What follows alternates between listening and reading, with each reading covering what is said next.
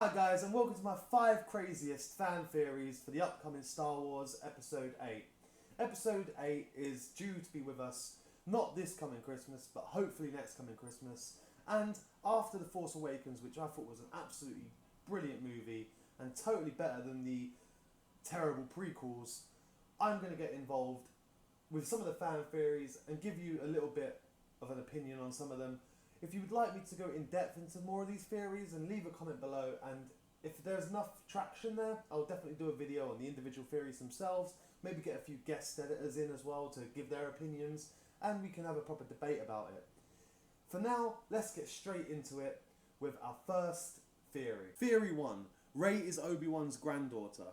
Now, there's been a lot of questioning into who Rey's parents are, and I do believe that Luke Skywalker is her father. But you're probably wondering, how can Luke be her father and Obi-Wan be her granddad? Well, if any of you have seen the Rogue One trailer, you know that the lead character in Rogue One is going to be a female lead. I do believe she goes on to marry Luke Skywalker, and she is Obi-Wan's daughter. Now, this theory is got some weight to it, and I don't think we'll know until Rogue One comes out.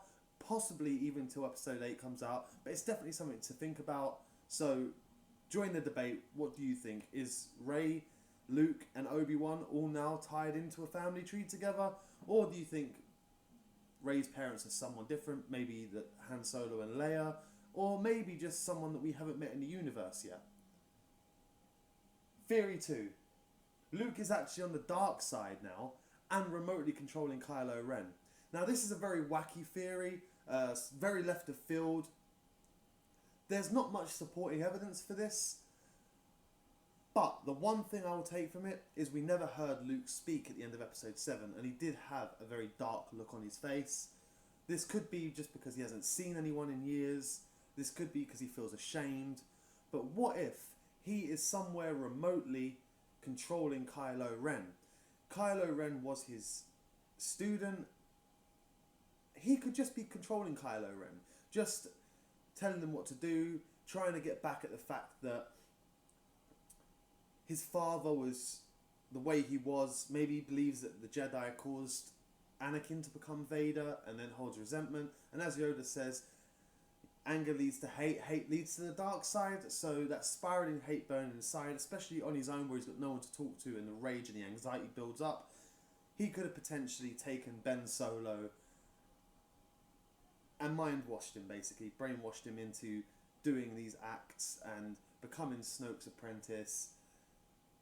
And basically, maybe Ben Solo is still in there, and that's what they're probably hinting at, or could be hinting at with foreshadowing, when they say, my son's still in there, he's still alive somewhere there. So it's an interesting theory. I don't personally believe it myself, but you guys may disagree, so please let me know. Theory 3. The Knights of Ren are actually Luke's students and they weren't killed. So this is a really interesting theory. We had a discussion about it at my office today, and I didn't get much of a positive response to as whether people believe this, but I think that when Anakin became Vader, there was no death there. It was literally Anakin found the dark side, got severely burned and lost limbs, and then was given the upgraded body into being Darth Vader and being the menace that he looked like. But Anakin Skywalker never died. Anakin Skywalker was obviously Darth Vader. Yet Obi-Wan claims that Anakin was killed by Vader. He says this to Luke in A New Hope. So, what if it's exactly the same thing? What about if we're told that the students were killed by Kylo Ren, but they were merely converted, not killed, and they are now the Knights of Ren? One bit of evidence that goes against this is that Kylo Ren does state that the Knights of Ren existed before he joined them, but just because a group exists doesn't mean it has to have its full set of members. Members can come and go whenever they please. So maybe Snoke created the Knights of Ren, and then Kylo Ren created the Knights out of his fellow students studying under Luke. Again, a crazy theory, and I'd love to hear what you guys think about that one as well. Theory 4. Kylo Ren is a double agent. Now this one's been circulating Reddit for a while, and it's an interesting one. It's probably the one I least suspect will be true, because I think it's too much of an M. Night Shyamalan twist to Star Wars. But basically it is Kylo Ren is actually still Ben Solo. He's working with the Resistance, and he is pretending to be on the dark side to get closer to Lord Snoke, who, as we know, is currently the head of the Sith. So, although it's such a cool concept, I don't think Star Wars has such a big twist in it anymore.